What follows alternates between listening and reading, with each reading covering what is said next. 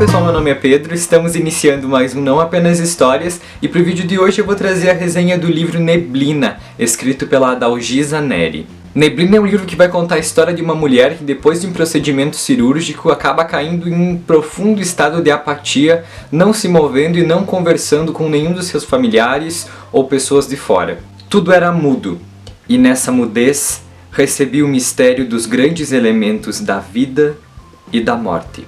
A nossa protagonista tem acesso a uma memória que pode fazê-la ver tanto o passado quanto o futuro. Então, por exemplo, ela pôde ver o próprio velório. E essa memória também possibilitou com que ela conseguisse ver a família dela sem máscaras. Ela poderia ver a família sem um véu que pudesse mascarar quem a família realmente era. E ela percebe que muito do que ela acreditava não era verdade, e ela começou a ver a família apenas como egocêntrica, que valorizava apenas o status social e esquecia completamente das coisas pequenas e importantes da vida. A personagem no início da narrativa estava em um quarto arejado, com luz e alguma coisa assim, mas depois de um tempo ela foi jogada no quarto dos fundos, recebia curtas visitas da mãe, e a partir desse momento eu comecei a fazer um paralelo com a obra A Metamorfose do Franz Kafka, porque a nossa personagem me lembrou muito o Gregor Samsa, que depois de ter se transformado em um inseto monstruoso, começou a receber descaso da família, não era mais considerado uma parte da família. E depois que ela é levada do quarto dela para um quartinho escuro, a família resolve alugar o quarto dela porque eles estavam tendo alguns problemas econômicos. E para conseguir complementar a renda no final do mês, eles alugaram o antigo quarto da nossa protagonista para um casal. Nessa parte da história a gente começa a perceber que a família trata a personagem como ela, as coisas dela. Então, digamos que o nome some e fica apenas o ela, mas a visão da protagonista é como um problema, como uma coisa a ser enfrentada, uma coisa a acabar logo. Eles não querem mais ter ela por perto, porque ela é um peso para a família, ela pode ser, digamos assim, a destruidora de todo o status e o prestígio que a família queria. Principalmente a irmã da nossa protagonista, que sempre tratou ela depois da doença com descaso, não queria ser vista perto dela. Mas o casal que foi morar na casa, principalmente a inquilina, a mulher, ela começou a se sentir curiosa por essa parente distante que estava adoentada. E essa curiosidade levou ela a conhecer a nossa protagonista, e quando as duas se conheceram, trocaram olhares, começaram a se aproximar, a nossa protagonista sai daquele estado de limbo e começa a desabrochar, ela começa a viver novamente. E nessa parte que ela volta a falar, porque ela sempre pôde falar, mas no início ela ficava distanciada da família porque ela não queria se comunicar com a família. Mas com essa inquilina, ela quis voltar a falar e ela começou a falar com a inquilina. E nessas horas, a gente consegue ver vários discursos que ela fez, várias falas, várias opiniões que ela tinha, que realmente provavam que ela era uma pessoa muito inteligente, muito culta, que não valorizava o dinheiro, valorizava os bens imateriais, a ideia de ter uma opinião, pensar sobre as coisas, conversar.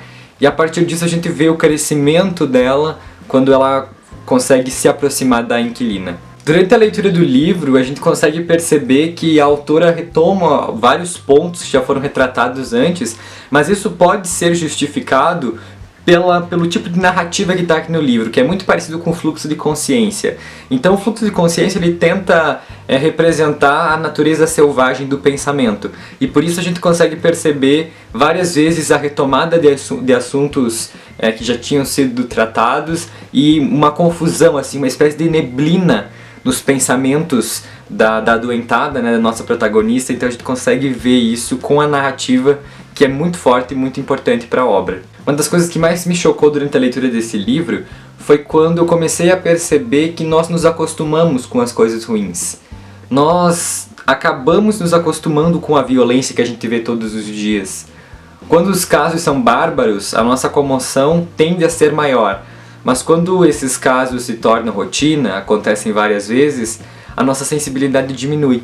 E foi isso que a família fez com a personagem. A sensibilidade deles diminuiu a um ponto muito grande. É claro que a família ela já tinha problemas, ela já era egocêntrica e preocupada com prestígio desde sempre. Mas a gente percebe um decaimento da família muito maior. E isso pode ser aplicado também para nossa vida. Quando a gente tem um parente que está adoentado, que está acamado, no início da doença a gente se preocupa, a gente quer que ele melhore, quer que ele mude, quer que ele evolua.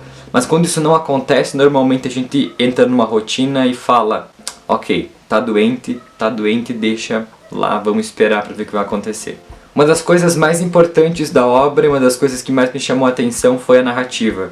A Dalgisa Neri conseguiu colocar um poder tão grande nas palavras, conseguiu fazer com que a narrativa ficasse tão profunda, tão densa ao mesmo tempo, que me fez me conectar muito com a personagem. Eu senti em alguns momentos uma grande empatia por ela, principalmente no início e no final da narrativa. Eu acredito que esse poder exista na narração porque a Dalgisa ela era poetisa.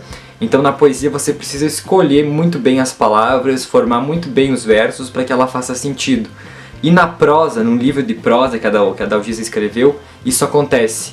Há um poder muito forte, há umas palavras selecionadas muito importantes que fazem o livro ter um significado, ter uma união muito boa. E é isso que me chama a atenção na obra, porque não é um dos melhores livros que eu li, eu tive alguns problemas de identificação com a personagem, mesmo tendo sentido empatia por ela, mas a escrita da Dalgisa é muito bacana e foi ela que salvou muito do livro pra mim. Eu recebi esse livro em parceria com o grupo editorial Record pelo selo da José Olímpio e eu vou deixar aqui na descrição o link se vocês quiserem fazer a compra desse livro pela Amazon. Então é isso, esse foi o vídeo de hoje e antes de encerrar eu queria pedir desculpas pra vocês porque talvez essa resenha tenha ficado um pouco bagunçada, não tenha feito muito sentido em algumas partes, mas é porque eu não consegui organizar muito bem as minhas ideias a respeito dessa obra. É muito difícil falar sobre Neblina, eu achei muito mais difícil falar sobre Neblina do que sobre a Metamorfose, que é um livro também que eu demorei um tempo para conseguir digerir.